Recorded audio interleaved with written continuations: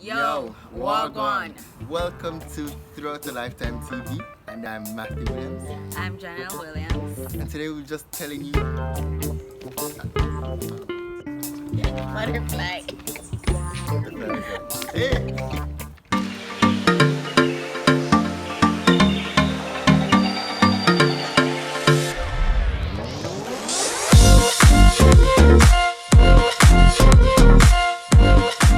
And today we'll be just telling you about ourselves. Nothing scripted, we're just going to tell you about ourselves. Yeah, so I got a few questions. What better way to have our first video than to be a get to know us? Alright, so we're just gonna jump in it real quick. We don't want the video to be too long. So the first question is, how did God confirm to you that he or she is your kingdom partner? You go first. That's good. Let me try to remember. So I'm talking with her, and the things that I wrote way long time ago, she would just talk casually in conversations, and she's just hitting the targets here, there, and going on. The different things that I aspired for and wanted, she also wanted. So every time we had conversation, it was so good because I felt like she was just answering the questions that I asked God to say, okay, let her answer. First ever hearing this, so you don't know? Yeah. Okay, so firstly, I must say, I guess, how did I know? I guess I knew all along. I've told you this before, no matter with that. Like every time I have ever thought about, getting married, I've always seen Matthew's face in my mind. I guess it was just always him, but I wasn't really paying that much. Ignore that, black man. I wasn't really paying that much mind. I was just, because before we really got into, okay, we're gonna get married, or we got really close, I was just like, we're not married. So every time I think about that, it was just not very at the front. But I guess that's how God really revealed it to me. It just came to me one day to say, I thought about marriage, and he's who I saw. Next, you already knew. Next question. What fears did you have going into marriage? We're all being transparent out here, okay? Deep questions. I had fears that I maybe wouldn't match up, in a sense. Whatever her expectation was, I never wanted to fail at anything. So that thought was it. But then, kind of ready, because God is my sufficiency. God is my everything, so He will help me out, isn't it? So that's how I really got over that fear. But it was a real thing, because I never wanted to add to statistics, and I don't want, and I will not add to statistics of divorce and stuff like that, and failing and all that type of jazz. Alright, so my fear is very, very different from Matthew's. My major fear was,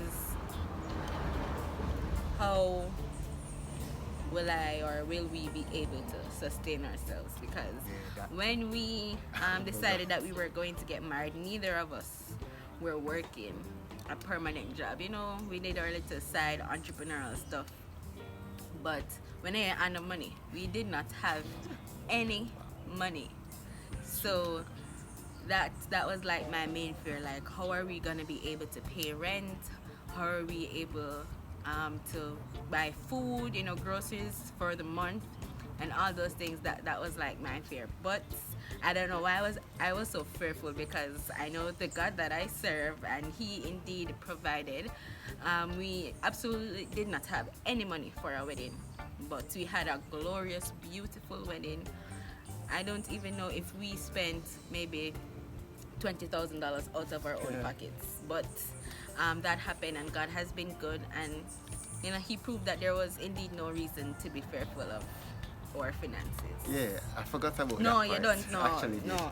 But yeah, that was a thing, but I never feared it, because I kind of had some confirmations and so on. All right, number 3. What was your expectations going into marriage? I kind of did rid myself of expectations because of counseling. So, I did just say, oh, I'm going a blank state because I never want to hike up and then I feel disappointed or anything. I went in where the expectations is what she had shared that she would do. So that were my expectations. Am I doing them? Yeah, Oh, okay. you know. So whatever she shared, that's what I kept my expectations. I didn't go to put anything in my mind to say, okay, whatever she shared that she was going to do or able to do, that's what it is. So with sharing work and sharing workload and being genuine and consistent and being open to each other and so on, those were my expectations because that's what she shared she would do. Well, my expectations, they were that. I have to think about this one. Give me like a second. Okay, so my expectations, they were that Matthew would love me unconditionally, just as how God says, He loves us. I did not disappoint. Not tell no lie. He is not disappointing. Oh, that's good. God. Very good. Oh, Next question. Oops. Alright, at what point did you feel like Matthew was going to be your husband? Oh, wait. Okay, so that's solely a question for me. But I'm just going to say we already answered this question. So we're just going to... At what point? Oh, well, I guess let me answer. So I guess apart from, me saying that, God, whatever. First of all, anybody who knows me knows that I always said I need a husband that can cook. So anytime anybody asks me, oh, so why am I married Matthew? Oh, because him can cook, but that's not really the primary reason, but it's a contributor to why I married my handsome chunka husband right here, It is how he loves God, how he speaks about God, how confident he is in God, and how willing he is to always do the work of God. Because not take up myself, got married, no man that doesn't really understand the work of God or is not willing to always pray or put God first in everything he does. And yeah, Matthew, it's me, my heartbeat. Yes. You're not answer? No? There was no question for me. Okay, fine. Alright, this is the easiest question so far. How did you guys meet? How did you meet? You answer, I just spoke. We met at convention, yes. Yes, we're church people. So you met at convention. Go to well, you can't go convention again because COVID. But when COVID finished, go to convention. You will meet your husband. What? I don't think that was for convention. No, but a lot of prophecy people from the denomination we come from have met their husbands or wives at convention, camp, or I think I could have met her at school too. Huh? Okay, so this one is a bit sticky, but what do you dislike most about each other? Chinese are bully. I'm joking.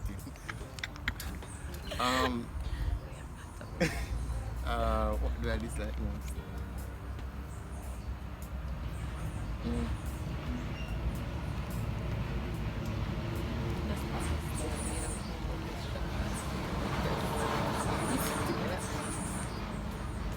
Alright, so thank God the truck is gone.